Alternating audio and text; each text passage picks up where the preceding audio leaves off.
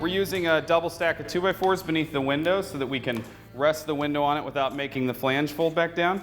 There are 3 common ways that a flange window will ship. Sometimes it'll be integrated like this but need to be folded. Sometimes it'll be in the 90-degree orientation. Sometimes it'll be completely separate and you have to install it yourself. If that's the case, you're laying out a bead of sealant and then tapping it in place. Next, we're going to dry fit the window. This will give an interior carpenter the opportunity to help us fit it for center so that we can maintain our thermal and air break at final install. But here, for our purposes, we're going to set it in and trace the flange once we like its location. That gives us a clear spot where we're going to lay out our bead of sealant. Now that we have that reference line, we know where to lay out our bead of sealant.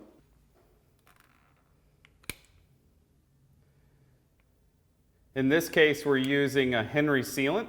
You have to check with each manufacturer and make sure whatever you're using to bed the window in is actually something that works with their product.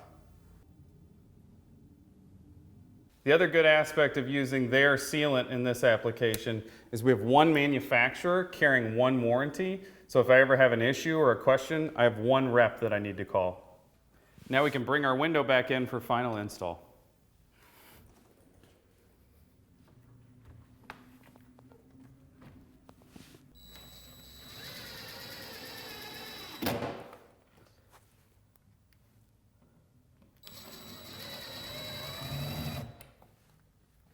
Now that we have the window tacked in place, we can check for level, plumb, and square.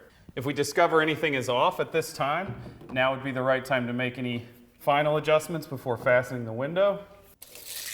It appears that our unit's in the correct position. We don't need to adjust.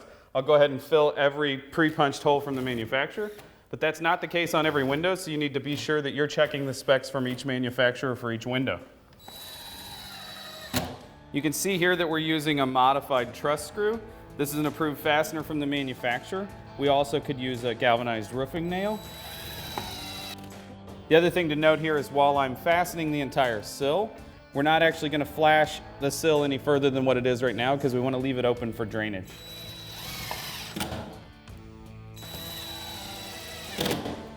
Now that we're fastened, we'll move on to the side flashing.